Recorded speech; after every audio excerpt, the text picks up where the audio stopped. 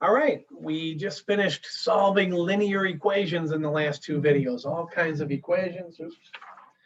I started recording this next video. I got like 3 pages in, and then I realized I wasn't sharing the document camera. So at least I didn't get all the way through it, but I have a few pages of wasted material, but oh well, I have to do it again. Okay, we're going to move on and talk about formulas and percents. Okay, now formulas are just equations that mean something. 2x plus 3 equals 8, you know, some equation I made up. I made that up to practice our equation solving skills. Okay, but a formula is an equation that means something. Okay, now it could be anything. Okay, the first little equation and formula in my book is something like this: C plus M equals S. Now, up until now, and even now, but up until now, we've only had one unknown in an equation, you know, just X or Y or Z or whatever letter, but only one, okay, one unknown, one variable. Okay, and that's really still the case, but you say, wait a minute, you've got 3 unknowns in this formula. Well, it's true I've got 3 symbols on the paper, but we're going to be told 2 of the 3. Okay, and in any of these formulas, there can only really be one unknown. Otherwise, we can't solve it by itself. We need more information. So this particular formula is taking the cost of a retail product. If you take the cost and you add to that cost a markup, you're going to get what we call the sell price of the object, right? So you got some cost to the store. They say, hey, I'm going to put a markup on it and I'm going to sell it to my customers. Okay, so it's the formula to figure out the relationship between the cost price and the sell price. Okay, if we have a cost of $100 and we have a markup of $20, you know, big mystery here now. Wonder what the sell price is going to be. Well, C plus M equals S. I usually like to write my unknown on the left, so I'm just flipping that equation around, the formula around, no big deal. And of course, I'm going to have $100 plus $20. So my sell price is $120. Okay, but the formula was set up to be S equals, to have my unknown be my sell price. Okay, but what if that's not the case?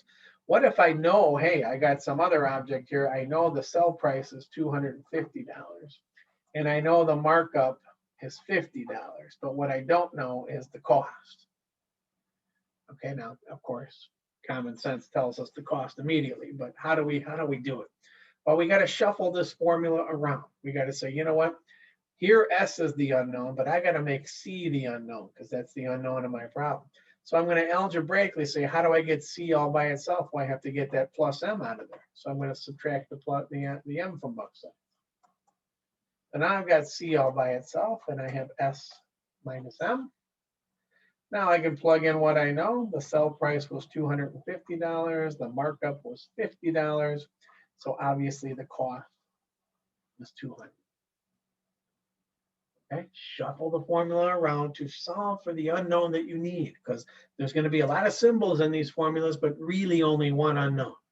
But it might not be the unknown in which the formula is already solved for. Okay, I didn't say that grammatically very well, but you know what I mean. Here, A is the unknown. Okay, length times width. This is area of a rectangle, right? I mean, we do a little bit of geometry in this course, right?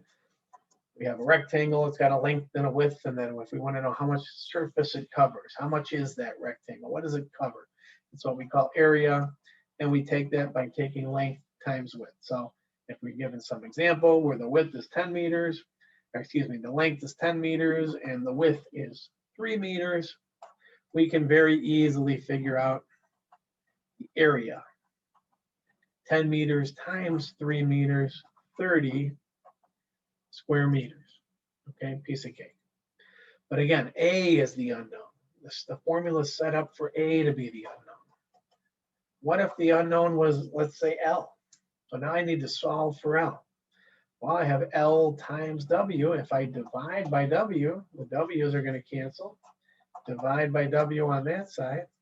Now I have A over W equals L.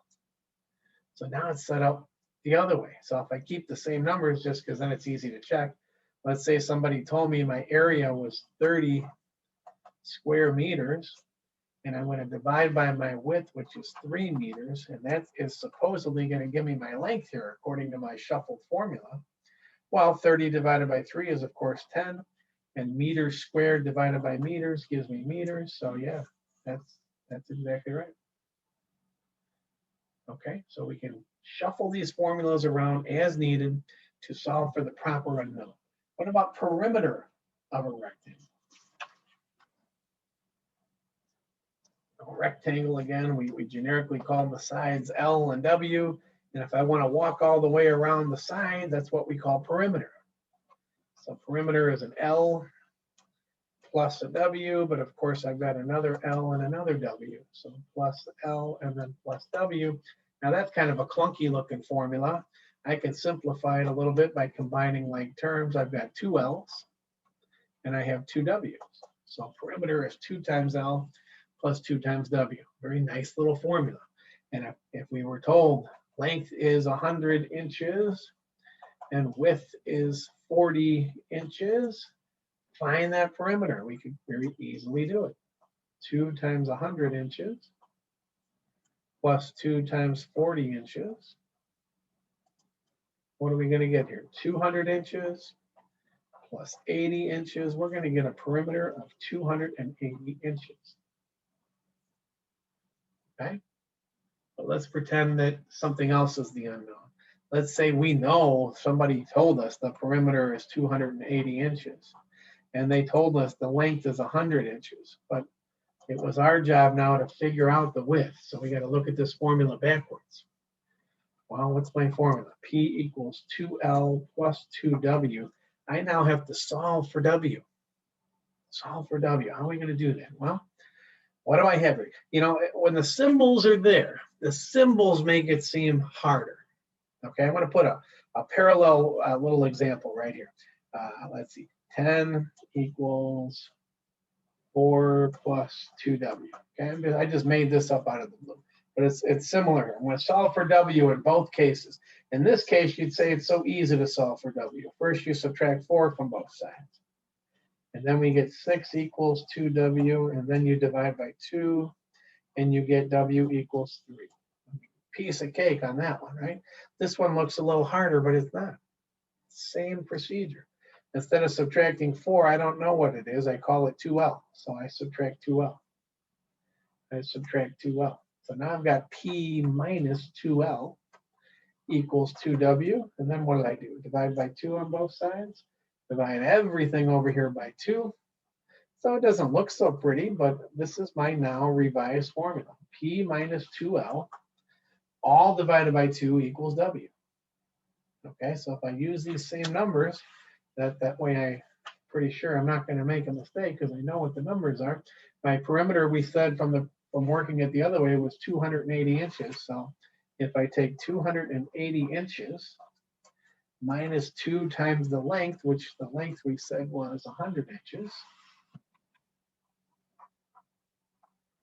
Okay, and then I divide that all by 2, that should give me the width.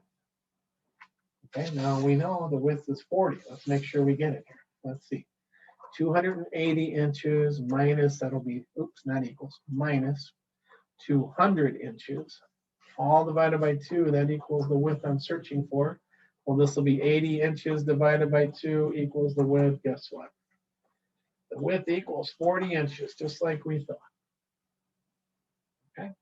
Shuffling around a formula, solving for the proper unknown, and then plugging in the numbers and actually figuring out the problem that you're being asked to do. Okay, let's just do a couple more for practice here.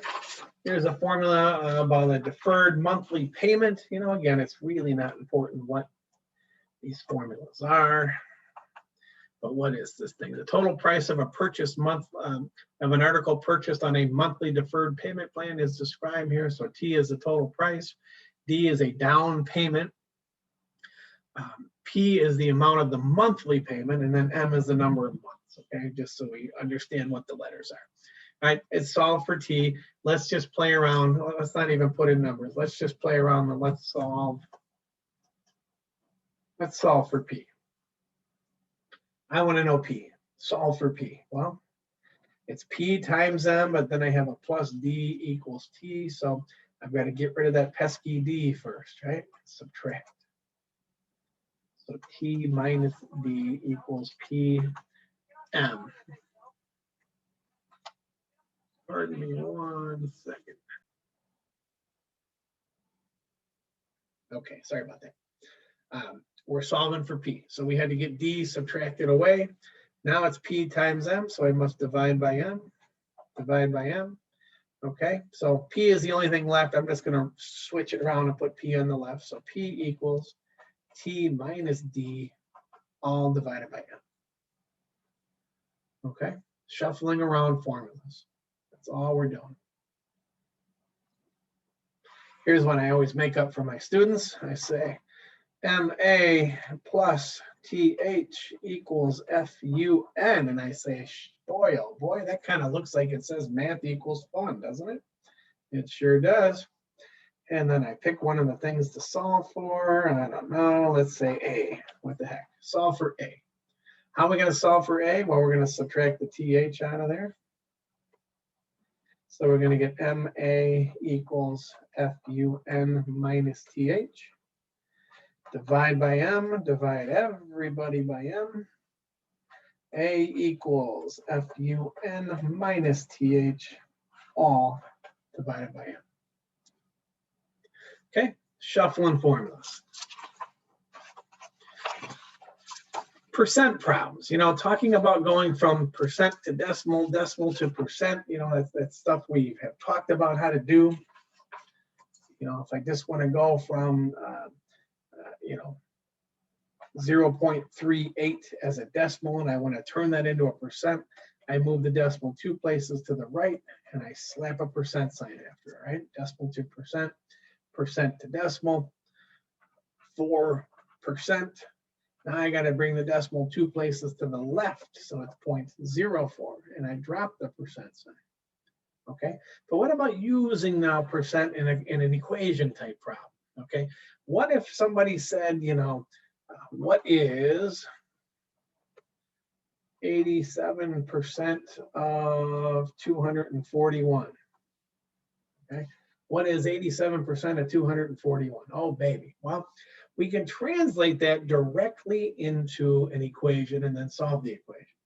We need to know some key words. Whenever we see the word what, that's what we're searching for. That's the unknown. What? Call it X. That's my mystery number. Is, if something is something, then it means it's equal to something, right? So is, I translate into an equal sign. 87%. That word of, we translate right into a multiplication sign. So of means times. 241. X equals 87%. I'll call that 0.87 as a decimal. Get rid of the percent sign. All I have to do now is multiply these two numbers. Pardon me once again, I don't have my calculator ready. Let me pause and grab it.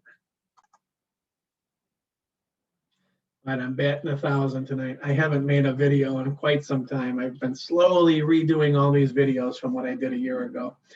And it's been like weeks since I did one. Anyway, I beg your indulgence. I don't have my calculator that I said I was going to use in all these videos, but this is so easy, it doesn't really matter, right? This is just simple multiplication. So the fact that I've got my phone here shouldn't bother anybody, I would hope. Okay, all we need to do is take 0.87 times 241, and we get something that, we could round off or whatever, but 209.67 if we don't bother rounding. So what is 87% of 241? Well, it's 209.67.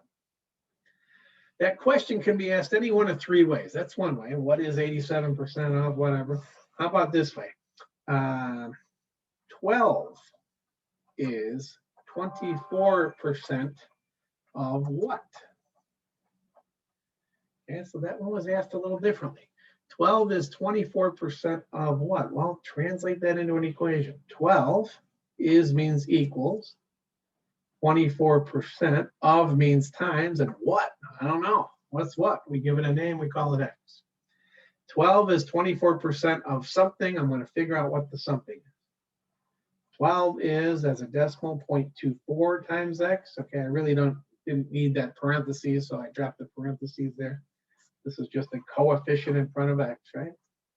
Divide by 0.24. So if I take 12 divided by 0.24, we get 50. Okay, so 12 is 24% of 50. All right, and then the third way this question could be asked. And you see, how do we solve these two? This first one was strictly multiplication. This second one took some division. You know what's going to happen now. How about, and again, I'm just totally making these up. 34 is what percent of 125? 34 is what percent of 125? 34 is means equals, right? Now those two words together, what percent? What's my unknown? Well, I'm going to call it x. What percent? I'm going to give that the name x. Of means times 125. Okay, 34 equals 125 times x. Divide by 125, divide by 125. Now, when we do this, we're going to get a decimal. Okay, 34 divided by 125 is some decimal. What do we get here? 0.272. 0.272 equals x. But look at how the question was asked. The question says 34 is what percent of 125? So I need to take the additional step now to turn this into a percent. So it would be 27.2%. Okay. Again, we had to divide, but then this time we had to do one extra step and turn it into an actual percent, because that's what the question was asking for. There's another way to do these types of problems. In a course I teach, I do just that. I guess I'll talk about it in case you find it easier than what we just did on those three problems. You have to draw like a little pie chart. And you say P and then R and B here, or B and R. That you can interchange the two on the bottom, but the P has to be on the top. P stands for portion. R stands for rate. B stands for base. Okay, so on any one of these problems, you have to identify the portion, the rate, and the base. Okay, so let's think about that for a second. Well, first of all, before we do that, and then how do you solve it? If portion is the unknown, if I want to solve for P, for portion, on the pie chart, you cover it up and you say, what's left here? R and B are left, right? And they're right next to each other. And in math, two things right next to each other means times, right? So that's R times B. Okay, so portion equals the rate times the base. Let's say the rate was the unknown. Cover it up. Rate's my unknown. What's left here? A P and a B, and it's kind of like a fraction. P on top and B on the bottom. So fraction means divide. Portion divided by base. Okay, and then again, if the base were the unknown, it's going to be portion divided by rate. So the key is identifying those three things. Okay, so and let's say the problem says what is 20% of 96? Okay. What is an unknown? Okay, is the rate is usually a percentage. Okay, so I can call my percentage my rate, and I always take the percentage of the base. So the base a lot of times has that word of preceding it. Okay, so 20% of the base, so that's my base. So that means this is the portion is the unknown. Okay, I've identified my rate, I've identified my base, portion is the unknown. So what was my formula when portion is the unknown? It's just rate times the base. So portion equals rate times the base. 20% times 96. 0.2 times 96. 0.2 times 96, 19.2. Okay. What did I do? I wrote down an equation. I said, what is my unknown? I said x for my unknown, what? Then I said is means equals. And then I said 20%. And then I said of means times. And then I said 96. And you can see it's the same formula we've got there. Multiply and we have an answer. So it's just a different way to think about it. If this PRB chart helps you, great, think of it that way. Personally, I write down an equation, I translate that equation, and I solve that equation. That's how I would do a problem like that. Okay, so that's good there. There's a lot of proportion work that shows up on your exams, okay, proportions. Think of proportions as equivalent fractions.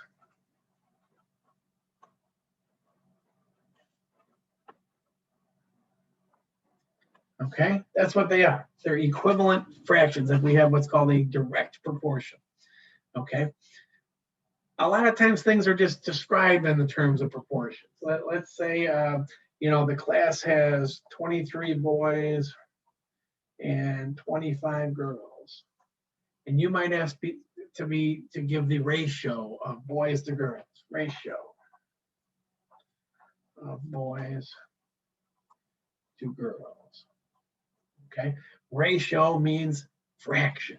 Okay, it's not always written as a fraction, but you can write it as a fraction. 23 boys, 25 girls. Okay, that's the ratio of boys to girls. Sometimes a colon is used, 23 to 25. Okay, boys to girls. I usually write it as a fraction because a fraction we can use to set up what's called a proportion. A proportion is two fractions set equal to each other, just like an equivalent fraction. If I have this class that has 23 boys and 25 girls, and I want to keep that same ratio, and I want to examine a bigger class, 23 boys, 25 girls. Okay, now this is going to be an obvious one, right? And I'm going to say, with these exact same proportions, what if there were 50 girls in the class? How many boys would there be? Mystery time. Well, you can see. I'm doubling the number of girls. That's mean I'm going to double the number of boys too, right? To make it the same. So it will be 46. But how do you do that? How do you set something like this up? Well, instead of putting a question mark there, we'll give it a name. We'll call it our best friend X. Okay? And we'll do what's called cross multiply. Cross multiply, meaning these two numbers get multiplied and these two numbers get multiplied, and they're equal to one another. So 25 times X equals 23 times 50. So 25 times X equals, again, I still don't have that calculator. My apologies. I wanted to do every video with the right calculator, but again, these calculations are so easy, it doesn't really matter what type of calculator. We won't get in trouble. 1150, divide by 25, divide by 25. What are we going to get? 46, just like we thought. Okay. So proportions like an equivalent fraction. We all know that, what do we all know? We all know that 5 out of 10 is equal to 1/2, right? I mean, we know it. 5 out of 10 equals 1/2. Let's pretend we didn't know that. 5 out of 10 equals how many out of 2? I don't know. Cross multiply. 10x equals 5 times 2 is 10. 10x equals 10. Divide by 10, divide by 10. X equals 1. Okay. Now, in the world of fractions, we always have nice, pretty integers up there, whole numbers. It doesn't have to be a whole number. I can just say, hey, I've got this relationship of 5 to 10. What happens, what would be the equivalent if we had a 7.2 up here? What would be the equivalent downstairs? Okay, so I'm not limiting myself to integers when I do proportions, but it's just like an equivalent fraction, although it would maybe a little improper to describe it as an equivalent fraction, but that's what it is. It's the same thing on both sides of that equal sign. One side is clearly a fraction, the other side is kind of a goofy fraction. We don't really have a decimal as part of a fraction, but bear with me here. Cross multiply. 5 times X equals 10 times 7.2. 5 times x, that would be 72. Okay, so I'm not going to get a pretty answer. 72 divided by 5. Really bad, 1,000 times. Don't have my ringers down. Yeah. It has been like weeks since I did the last video. Those two algebra solving equation videos. It's been like weeks. I'm rusty. I'm making these. Divided by 5. 14.4. Okay. So we could say 5 over 10 is equivalent to 7.2 over 14.4. It's odd to call this a fraction, because when we say fraction, it's really supposed to be an integer divided by an integer, not a decimal divided by a decimal, but it fits the pattern. You know what I'm saying. Okay, so that's what proportions are. It's all about finding a missing piece of the equivalent fraction. Okay, you might say this patient, rates are like that too. All kinds of rates. Miles per gallon. My car gets 23 miles per gallon, per 1 gallon, right? Per, that word per, boomo, fraction, per. 23 miles per gallon. Okay, fair enough. Well, I want to drive 632 miles. How many gallons do I need? I don't know. Mystery time. Let's figure it out. Cross multiply. 23 times x equals 1 times 632. 23x, of course, that's still 632. Divide by 23. 632 divided by 23 is some nice, pretty number. Maybe not so pretty. Not so pretty. 24 point blah, blah, blah. We'll call it, or excuse me, 27 point blah, blah, blah. We'll call it 27.5. Okay, what were the units on? I usually like to write the units so I understand what I'm doing. Miles per gallon, so X would be gallons. So what am I saying? I'm saying it takes 27.5 gallons to drive 632 miles based on this mileage. Now, of course, the car mileage changes depending on highway versus city versus whatever, but using that constant rate, that's the equivalent. You're giving medicine to some patient, right? Or you're a pharmacist mixing up medicines, and you need 2.3 grams per 20 milliliters of the solution, right? You're mixing up the goods there. You need 2.3 grams of the powder goes in 20 milliliters of solution, but you want to make a 65 milliliter batch. Okay, that's what you want to do. How many grams of the good stuff do you need? Set up a proportion. I know a relationship. I know half of the other relationship. It's constant. It's an equivalent fraction situation. We call it a proportion. It's two fractions equal to one another. Solve for the missing piece, okay, by cross multiplying. So 2.3 times 65 equals the other way. It doesn't matter which side you put X on. Usually I put X on the left, but this time I forgot, so I didn't. Equals 20 times X. Okay, so I got to take 2.3 times 65. 149.5 equals 20x. Divide by 20, and what do we get here? 7.475 equals x. Okay, and that was grams of the goods there. I need 7.475 grams if I want to make a 65 milliliter batch of the solution. Okay. Let's do one more. What about let's do the other missing part. Let's say let's do another medical related one. Let's say we need we'll do the same thing. Let's say we need 5.7 milligrams. It's probably more appropriate than grams, right? Milligrams of dosage is going to go in 30 milliliters of solution. Got to pay attention to what the units are. Now, they both have milli in there, but that doesn't really matter. It's milligrams per milliliter. This one over here, I want to have milligrams per milliliter. If you're ever confused on how to set it up, that's how we want to do it. Match your units on both sides. this concentration, right? This is a concentration. 5.7 milligrams of the goods goes in 30 milliliters of the solution.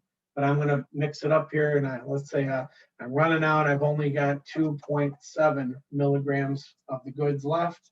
How much solution can I make? I want to use up the rest of my stuff. How much can I make? Cross multiply. 5.7 times x equals 30 times 2.7. 5.7 times x equals 30 times 2.7. 81.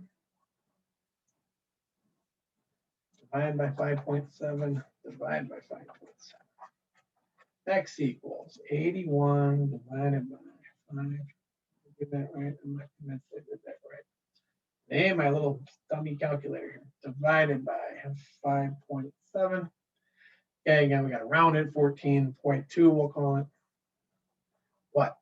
Milliliters of solution. I can make almost a half a batch, right? Almost 15, because 2.7 is almost half of 5.7. So that makes sense. Almost half. Okay, cool. Proportions. A lot of them show up on the test. They just really do. So knowing proportions would be outstanding.